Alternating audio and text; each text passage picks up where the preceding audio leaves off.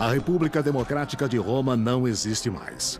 Depois de tentar assumir o poder absoluto, Júlio César foi assassinado por aristocratas que queriam manter o Senado como centro da autoridade de Roma. Seu fracasso deu início à Era dos Imperadores, com o reinado de César Augusto. Agora, no século I a.C., sob o imperador Augusto, o Império Romano busca uma expansão rápida e cobiça as terras bárbaras além do Reno. Mas a maior e mais recente conquista provoca um banho de sangue. As tribos alemãs rejeitam o jugo imperial e desafiam a autoridade de Roma, impedindo as ambições imperiais, mudando a história e ameaçando o Império. Roma, ascensão e queda de um império, a Floresta da Morte.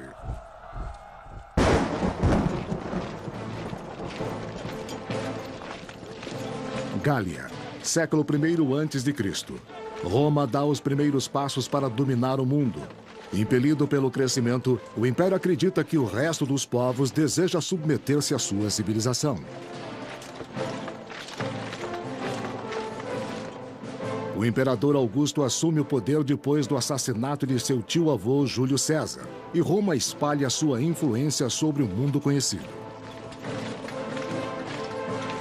Augusto era um parente de Júlio César que se tornou, em nossos termos, o primeiro imperador romano. Augusto salvou a República de um modo que Júlio César não foi capaz de fazer. Esse foi o início do verdadeiro auge do poder romano.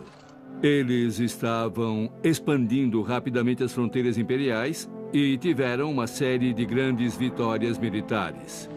Muitos romanos achavam que o Império era invencível. O amado Augusto triunfara na difícil tarefa de reunir os valores democráticos da República sob o poder e a liderança de um imperador. Augusto salvou a República ao se tornar seu primeiro e único líder de fato, porém tentando convencer as outras pessoas de que a República ainda era o que sempre havia sido: cooperação entre as pessoas de diversos níveis sociais, visando o bem de todos. Depois de 35 anos de governo, Augusto considerava como seu maior sucesso a imensa expansão do território romano. Isso era mais do que uma simples conquista militar. Era também uma missão, pois, afinal de contas, os romanos eram superiores. Os romanos achavam que tinham a missão de levar a civilização romana aos outros povos que não a tinham. Assim, pensavam que tinham uma missão cultural de levar a lei e, a seu ver, a justiça para os povos que viviam sem isso, a quem chamavam de bárbaros. Depois da Gália se tornar uma província romana, o novo império lançou olhares para as terras além do Reno, em uma área que passou a ser chamada de Germânia. Germânia, ano 9. As tribos além do Reno viviam precariamente competindo por terras em ataques sangrentos umas às outras. Algumas tribos até atacaram territórios romanos, o que não seria tolerado por Roma. O Império considerava os bárbaros como selvagens, imprevisíveis, perigosos, em terras que valia a pena conquistar. Aconteceram muitos debates sobre o que Roma fazia a leste do Reno. A grande questão era se Roma estava tentando criar uma nova província entre o Reno e o Elba, ou se Roma estava só realizando ataques punitivos para tentar impedir as incursões que estavam atravessando o Reno vindas do leste. Quase todos os pesquisadores atuais sugerem que Roma estava mesmo tentando criar uma nova província. Em 9 a.C., o imperador Augusto enviou o general Tibério em uma campanha além do Reno. Vamos lutar! O relacionamento entre romanos e alemães era muito problemático. Existiam pessoas que estavam dispostas a trabalhar com os romanos e pessoas que odiavam os romanos. E o que isso criou em várias vezes, sem dúvida, foi uma briga pelo poder entre as tribos alemãs que ocupavam a antiga Germânia, a Alemanha atual. Tibério, um soldado eficiente e bem relacionado, era o herdeiro provável ao trono imperial. Na Germânia, ele se aproximou do líder da tribo Querusca em busca de um aliado. Os romanos se aliaram a alguns desses grupos bárbaros porque esses grupos davam apoio aos romanos contra os demais inimigos bárbaros.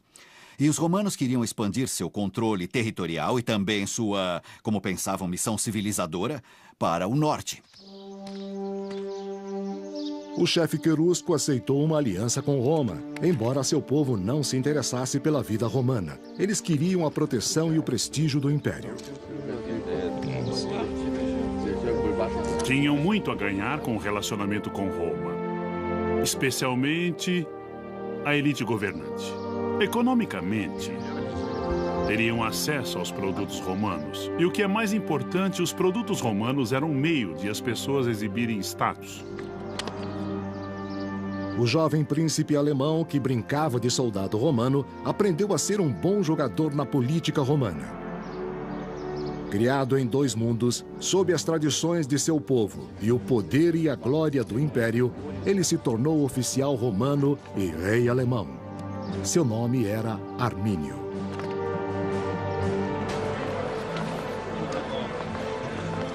Roma, Itália, ano 4. Por mais de uma década, o Império manteve a paz com as tribos além do Reno, graças ao poderio militar do imperador Augusto.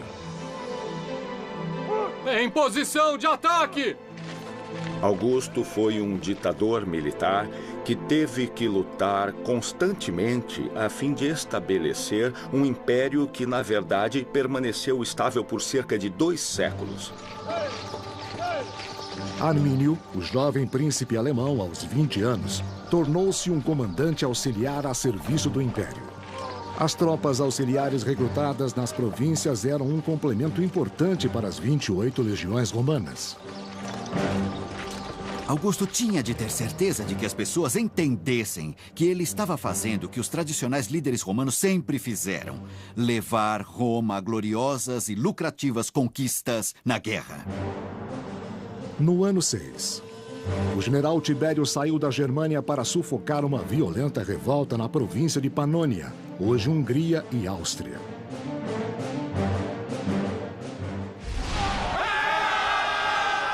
Tibério dirigiu todas suas forças na Germânia contra os revoltosos que rejeitavam os impostos e o estilo de vida romanos.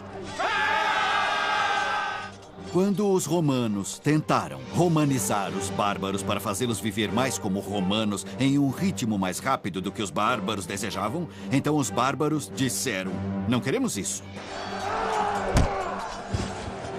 A revolta contra Roma durou 3 anos terríveis e esgotou o exército romano.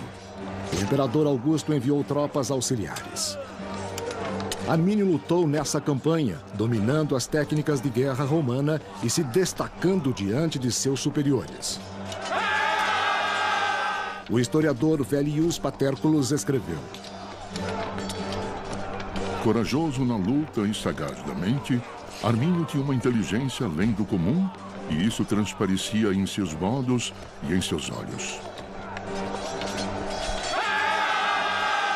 Armínio era inteligente o bastante para ver como Roma era brutal com as províncias e esmagava sua autonomia. Acho que ele deve ter visto muitos panônios nativos quase na mesma posição que seu povo lá no norte da Germânia. Ele pode ter visto um reflexo de sua comunidade em alguns locais da Panônia. Porém, a serviço do Império, Armínio lutou e comandou as tropas auxiliares ao lado dos soldados romanos do general Tibério. Enquanto Roma luta para dominar a Panônia, a construção do Império na Germânia progride sem problemas. O povo de Armínio constrói estradas e outras obras civis sob orientação romana e percebe o benefício da invasão. Os bárbaros, especialmente além do Reno, não estavam realmente vivendo no mundo romano. Eles podiam ver as atrações do que chamamos de romanização. Desenvolver uma vida mais focada em negócios e comércio, construir comunidades maiores em vez de ter comunidades pequenas e separadas como faziam tradicionalmente. O historiador Cassius Dio escreveu no século III. Os bárbaros se adaptavam ao modo romano. Estavam se acostumando a construir mercados e a se encontrar em paz. Estavam ficando diferentes sem perceber. No ano 7, o imperador Augusto indicou seu amigo Quintílio Varo como governador do leste do Reno.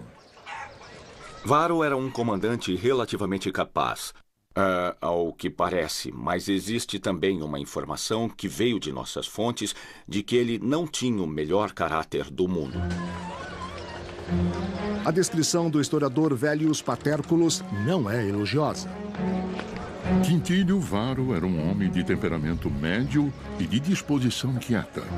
Lento na mente e no corpo, mas acostumado ao lazer do acampamento do que às batalhas da guerra. A situação na Germânia combinava com sua disposição calma. Varo tornou-se amigo de Armínio, que voltara à Germânia como um respeitado cidadão romano. Em Armínio, Roma via um forte aliado e paz duradoura. Os alemães seguiam as regras de Roma, mas só para terem liberdade. Nós não podemos ser dominados. Os alemães não gostavam de ser forçados a ir aos tribunais romanos e deixar um romano decidir suas disputas, pois eles tinham formas próprias e muito tradicionais de resolver seus problemas. O ressentimento começou a aumentar, mesmo que a situação parecesse calma, segundo Vellius. Os alemães eram mentirosos, criando uma série de processos fictícios, provocando um ao outro em disputas e resolvendo os problemas pela lei. Eles pareciam gratos à justiça romana, fingindo que sua natureza bárbara estava sendo suavizada. Varo tinha experiência em governar povos acostumados a serem governados. Nada poderia estar mais longe da experiência e do desejo dos povos germânicos. Segundo o historiador Cassius Dio, Armínio e os outros líderes tribais tiveram de agir. Além de dar ordens como se os alemães fossem escravos de Roma, Varo exigiu dinheiro como fazia das nações subjugadas. Eles não se submeteram, pois os líderes queriam o poder e o povo preferia a vida antiga. Está tudo bem, você verá, meu amigo. Assim, quando os povos germânicos ao longo do Reno cansaram-se de suportar Varo e sua dura administração, a imposição dos costumes romanos, especialmente no tribunal, eles decidiram, então, enganar Varo para se livrar dele. E ninguém estava em melhor posição para isso do que Armínio. Por 3 anos, o general Tibério lutara para esmagar uma violenta rebelião na província de Panônia.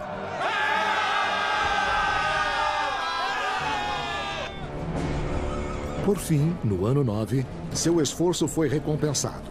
Os revoltosos foram derrotados e se renderam, e a vitória era dele. Mas enquanto a ordem era restaurada em Panônia, a situação na Germânia estava para se transformar em caos. Germânia, ano 9. Na província aparentemente pacífica, o governador Varo havia pressionado demais para estabelecer o poder romano.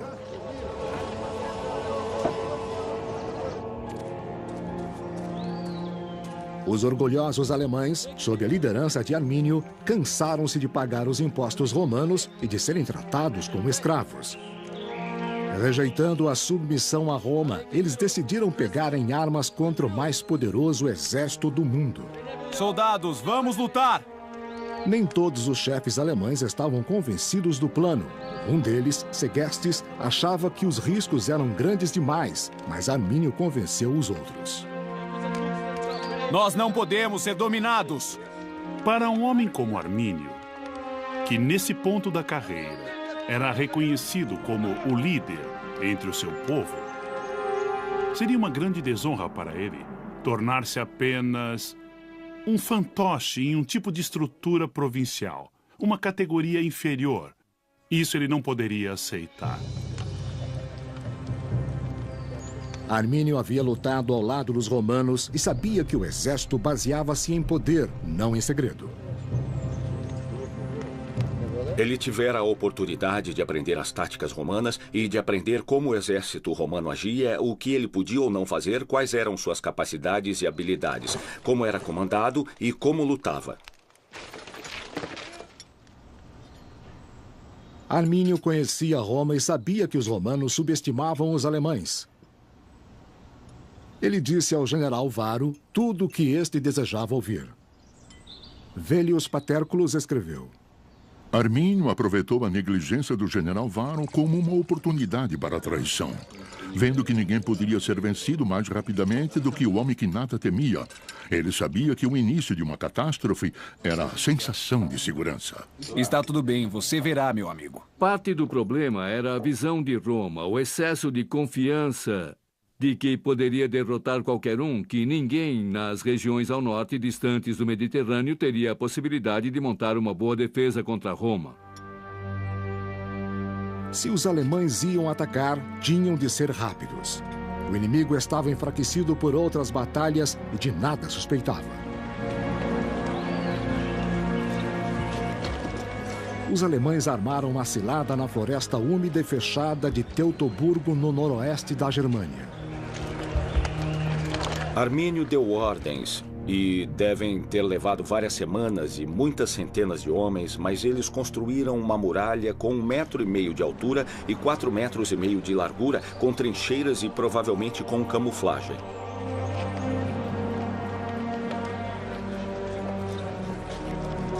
Para o general Varo, tudo parecia normal.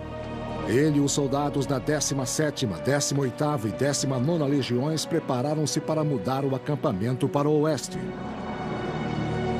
O historiador Cassius Dio escreveu: Eles tinham muitas carroças e animais de carga. Além disso, muitas mulheres, crianças e servos o seguiam. Suas armaduras e equipamentos eram carregados em uma carroça por animais de carga, pois ninguém podia carregar 31 quilos de armadura e 18 quilos de carga todos os dias. Eles estavam conversando com suas esposas legítimas, ou procurando alguém para o trabalho de polir sua armadura de noite, ou pensando sobre a noitada que iriam ter bebendo com as prostitutas. A última coisa em que pensariam era entrar em formação de batalha. Em meio aos preparativos, Varo recebeu um visitante. Seu amigo Armínio, que servia em Roma, havia retornado com notícias de um conflito tribal no oeste. Armínio disse a Varo que sua presença era necessária para restaurar a ordem. A suposta rebelião ficava em um território desconhecido, Calcríase, mas próximo do forte romano em Halter, o destino de Varo.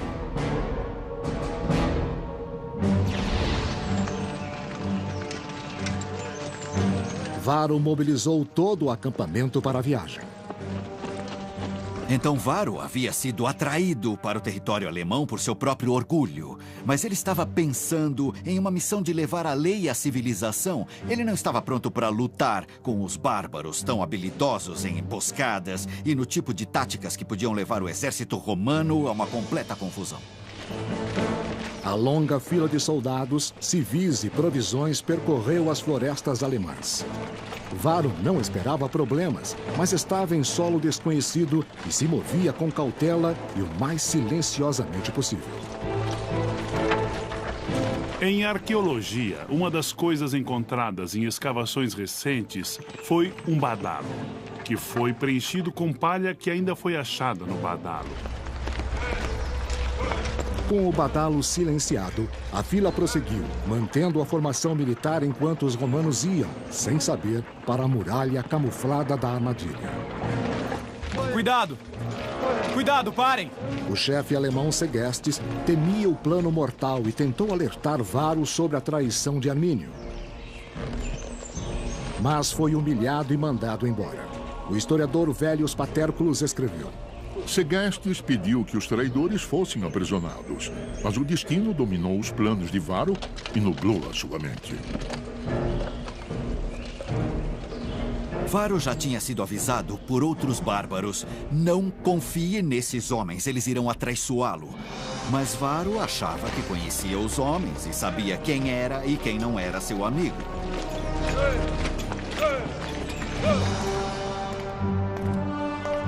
Enquanto Varo levava suas legiões para a cilada, o general Tibério retornava a Roma, depois de vencer em Panônia. Para o imperador Augusto, essa vitória provava o poderio supremo de seu império, que ele julgava ser invulnerável.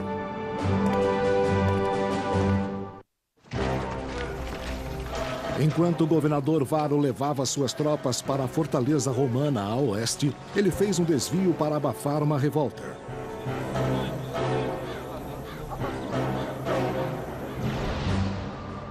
Na verdade, Varo estava indo para uma cilada na floresta de Teutoburgo, na região conhecida como Calcríase.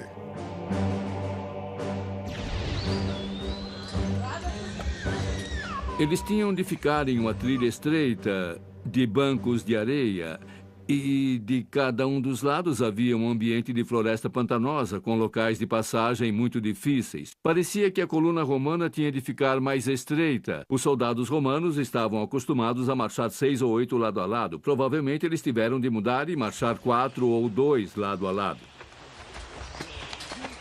Os soldados também iam mais devagar por causa das mulheres e crianças que iam com eles para a fortaleza. A caminhada deve ter sido difícil à medida que a trilha ficava lamacenta e mais úmida. Essa região é cortada por uma série de ravinas profundas com riachos que fluem do Monte Calcríase para os pântanos ao norte. Varo caminhou pelo pior território possível que um comandante já atravessara. De um lado, ele tinha um pântano, do outro lado, ele tinha montes, e seguiu a estrada porque os romanos não podiam carregar toda a armadura que usavam. Ela era pesada demais para uma longa caminhada. Os alemães atraíram os romanos para uma armadilha perfeita. Era difícil ir em frente e impossível voltar atrás. Armínio sabia que Varo estava em suas mãos. Era apenas uma questão de como e quando, não de se. E aconteceu. Aconteceu realmente de um modo totalmente completo. O historiador Cassius Dio descreveu o momento da emboscada. Os alemães caíram sobre Varo no meio da floresta quase impenetrável. E nesse momento de se revelarem como inimigos em vez de súditos, eles criaram um total e completo caos. A armadilha se fechou. Os romanos não tinham saída, pois os bárbaros os cercavam por todos os lados. Eles estavam indefesos, tinham apenas uma armadura, se tanto, e logo foram rapidamente dizimados em suas fileiras, e os romanos não tinham espaço porque a trilha era estreita para a formação. A fila de soldados e acompanhantes estendia-se por 3 quilômetros. Varo, que vinha no meio da fila, não sabia da devastação na frente. Percebeu apenas que a fila parara de andar e não tinha para onde ir. Cuidado!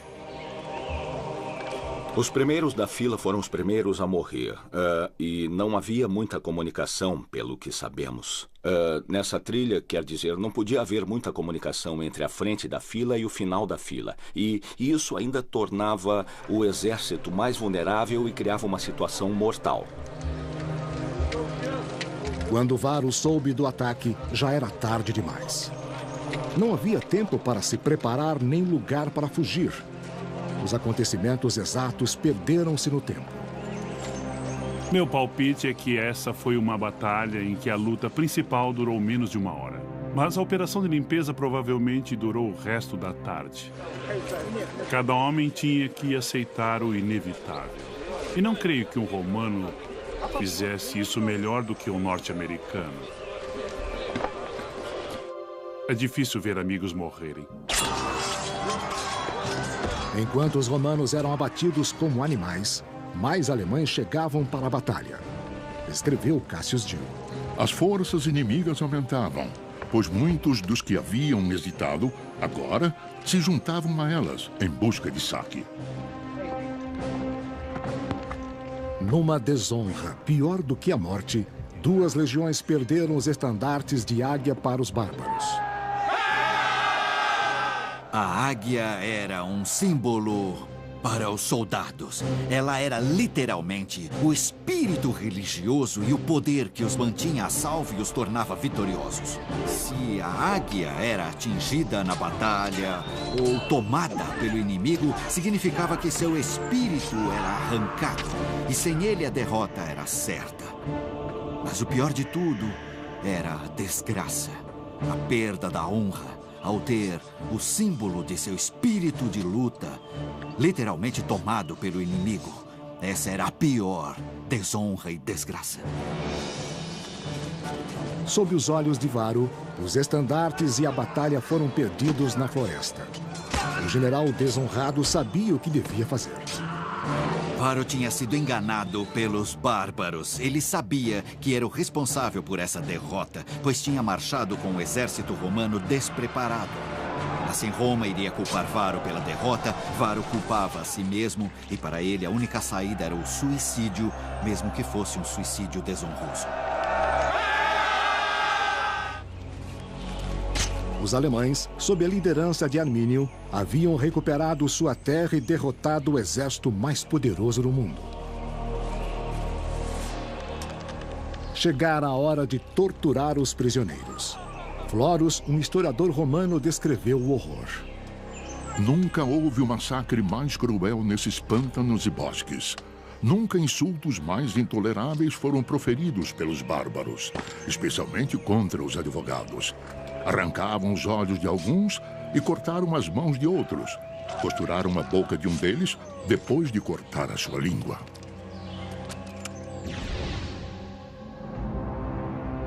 Enquanto a Germânia celebrava a derrota de Varro, o general Tibério retornou a Roma depois de vencer na Panônia.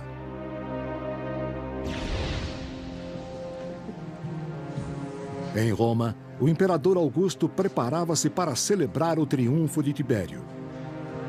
Mas todo o planejamento foi desperdiçado.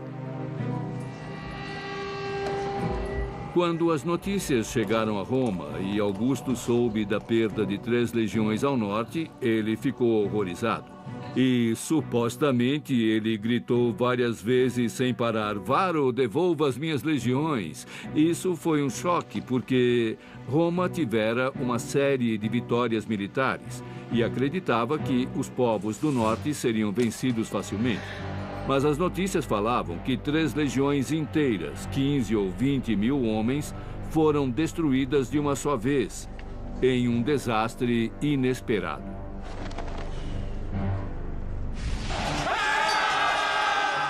Agora que os queruscos e outras tribos bárbaras escaparam ao controle, o que os impediria de destruir Roma?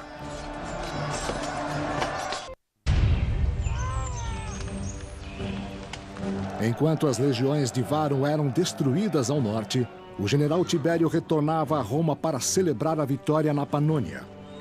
Mas encontrou o imperador Augusto abalado com a notícia da terrível derrota na Germânia. Roma e Itália, ano 9. Os bárbaros do outro lado do Reno massacraram 3 legiões romanas comandadas pelo governador Varro. O desastre de Varro significava que o plano de Augusto de levar a fronteira norte do Império Romano adiante havia falhado e que eles sempre teriam de lidar com aqueles povos ferozes da fronteira que, a qualquer momento, podiam invadir o Império Romano para viver nele ou para saquear. O golpe fora severo e não podia ficar sem resposta. Armínio havia dado um golpe muito significativo no moral romano, no orgulho romano e na honra romana. Isso tinha de ser vingado. Perder 15 ou 18 mil homens de uma força de 150 mil legionários é similar, ao meu ver, o exército americano perder 60 mil. Nós temos cerca de 600 mil homens na ativa, e se perdermos 1/10, nós perderíamos 60 mil homens em apenas um dia. Acho que isso ia sair nos jornais. Para vingar Roma, o general Tibério mobilizou suas tropas exaustas. Tibério foi enviado com 8 legiões e tropas auxiliares para reforçar a fronteira entre o Reno e a Gália. Roma parecia estar a salvo no momento, pois não havia sinais de hostilidade na fronteira. Mas os romanos perceberam como os alemães eram engenhosos e ficaram vigilantes. Havia guardas por toda a cidade de Roma. Foi um golpe severo para Roma, como cidade e também como sociedade, saber que esses povos no norte, que eram considerados pelos textos de César, Tácito e outros como sendo militarmente muito inferiores a Roma, eram capazes de infligir esse golpe devastador.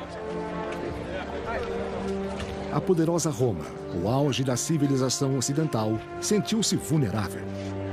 Cada cidadão ou visitante estrangeiro era um suspeito terrorista.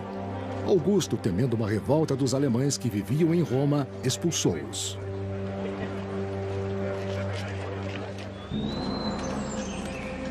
Enquanto Roma treme de medo, os alemães estão cheios de júbilo.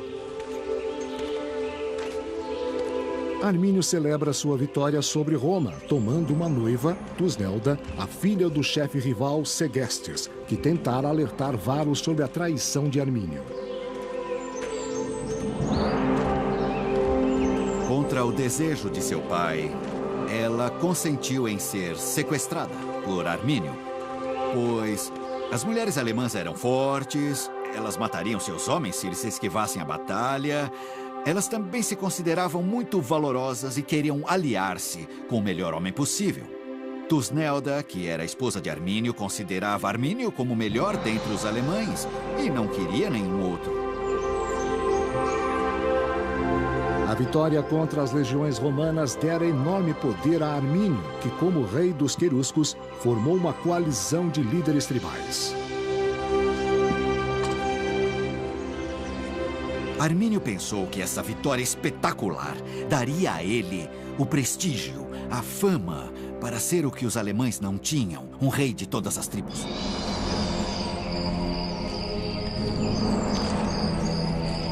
O lugar do massacre tornou-se um local sagrado, que permaneceu intocado para celebrar a vitória e honrar os deuses alemães que a concederam.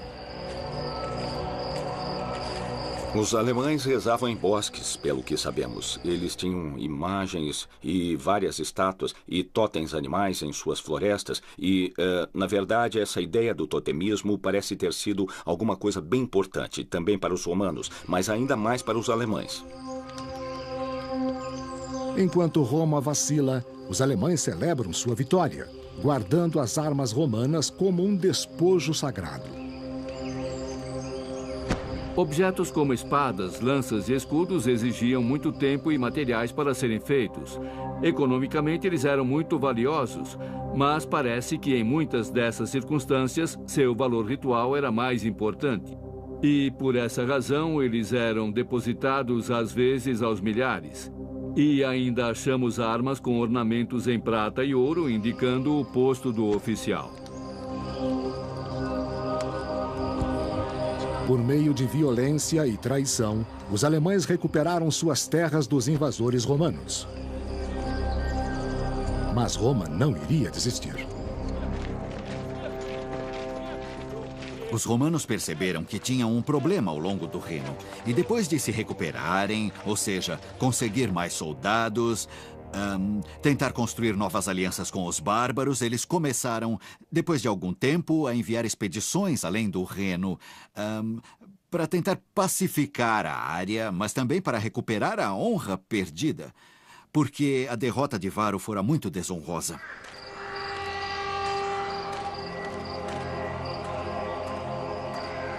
Para a posteridade e para o orgulho do Império, Roma precisava virar o jogo.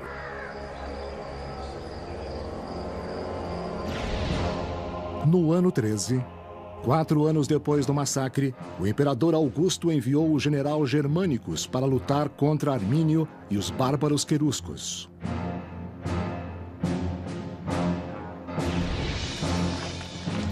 Foi preciso muito tempo para restaurar uma força de ataque para que Germânicos tivesse tropas para lidar com o problema. Não havia dúvida de que isso tinha de ser feito. Ou toda a ideia da honra do imperador, ou até talvez o próprio imperador fosse prejudicado. Aquela era uma desgraça que não poderia ficar sem resposta. A ética para os romanos era vingança, ódio e raiva. Não havia ideia de compaixão, de perdão abrangente para a humanidade. Os romanos eram um povo muitíssimo cruel. Roma e Itália, ano 14. Enviar Germânicos para a Germânia foi um dos últimos atos de Augusto. Um ano depois, aos 77 anos, ele agonizava, abalado pela derrota de Roma e por seu sonho imperial não realizado. Augusto não tinha filhos e indicou Tibério para seu sucessor. Tibério deveria assumir o posto de imperador e lavar a honra de Roma e Augusto. Augusto teve a glória de toda uma série vitoriosa de campanhas militares, mas nunca se recuperou desse golpe. Ele morreu alguns anos depois, e isso, de muitas maneiras, parece ter destruído o que ele via como seu legado. Que você esteja em paz. Augusto, que devotou sua vida à conquista do mundo, morreu com um fracasso. O que fora perdido na Germânia não podia ser recuperado, mas os alemães deviam pagar pela humilhação.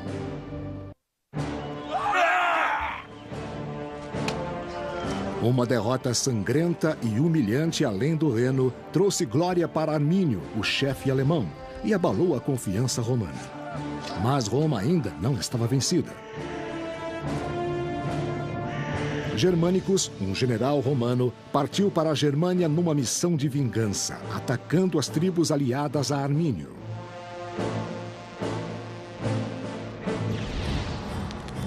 Germânia, ano 14. Essas tribos queimaram suas próprias aldeias para impedir o saque romano. Os bárbaros do norte, além do Reno, não tinham grandes cidades.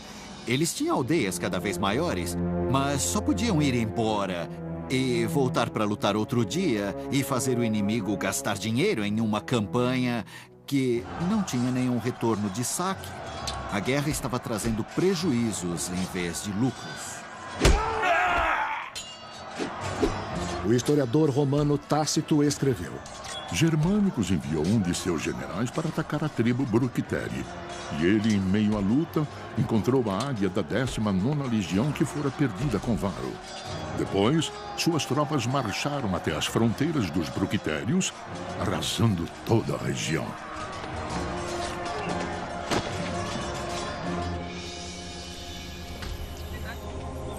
Os romanos resgataram Segestes, o chefe rival aprisionado por Armínio.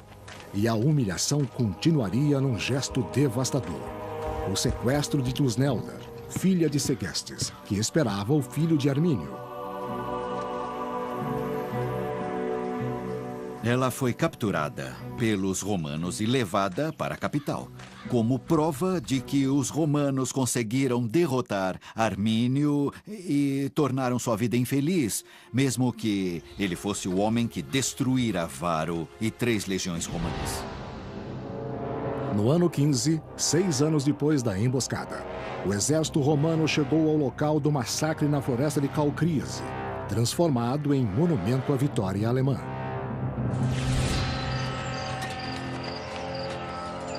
Eles encontraram o local onde Varo foi vencido no último momento, porque ainda havia armas quebradas espalhadas por toda parte e crânios presos às árvores. A cena era terrível. Essa era praticamente uma planície cheia de ossos humanos, exceto, provavelmente, pelos dos oficiais, que, se fossem capturados, teriam sido sacrificados pelos alemães, que costumavam praticar sacrifícios humanos, por exemplo, enforcando ou cortando a garganta. O historiador Tácito descreveu o que os romanos encontraram. No campo havia ossos humanos, espalhados pelos homens em fuga ou em pilhas intocadas. Ao redor havia armas quebradas e ossos de cavalos, além de crânios humanos presos às árvores. Nas proximidades ficavam os altares bárbaros, onde foram sacrificados os oficiais. A cena foi muito emocionante. Com certeza para os homens de germânicos, alguns perceberam que podiam ser parentes, podiam ser amigos, podiam ser companheiros de armas, os que estavam sendo enterrados, o funeral dos mortos na antiguidade, e fazer os ritos por ele era extremamente importante para manter os mortos em seu lugar, para ter certeza de que não voltariam para assombrá-lo. Tácito escreveu: os soldados romanos enterraram os ossos das 3 legiões, sem saber se enterravam os restos mortais de um estranho ou de um amigo.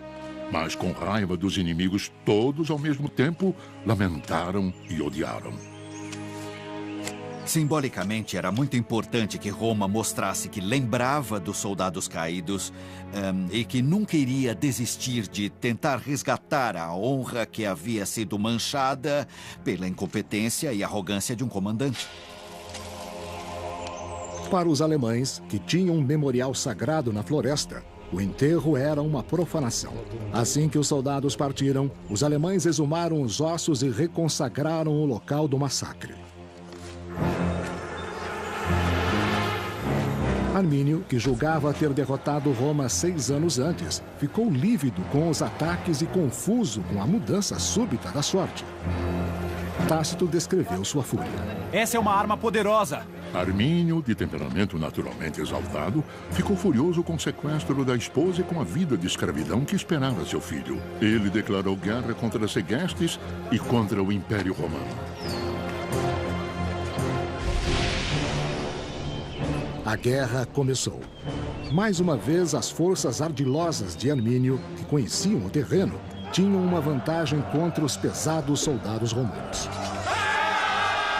Uma legião era invencível se pudesse escolher o campo de batalha. Plano e bastante amplo, com espaço para manobrar em várias unidades muito densamente agrupadas. O local não era assim. Não tinha espaço para manobrar, e nem era possível formar as unidades com toda a força. Mas Germânicos armou uma cilada, atraindo os alemães para campo aberto e cercando-os. Os romanos venceram a batalha, mas não a guerra.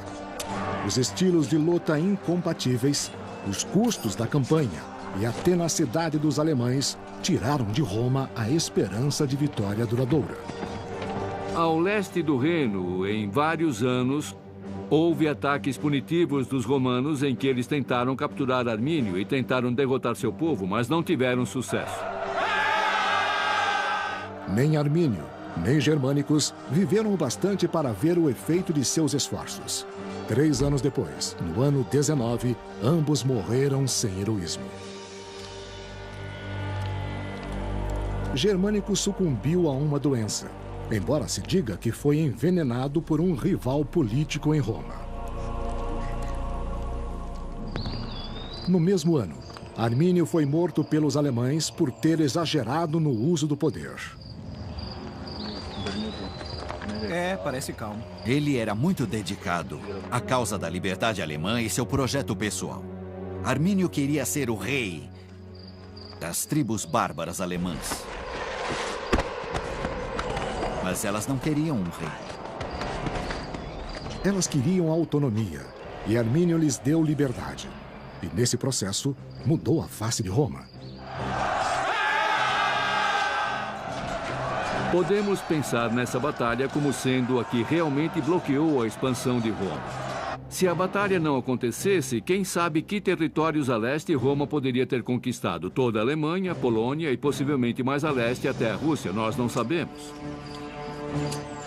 Depois de Teutoburgo, Roma viu que os riscos da expansão eram altos e os lucros eram poucos. Mas não tardou para que a atração da conquista ficasse forte demais para ser ignorada.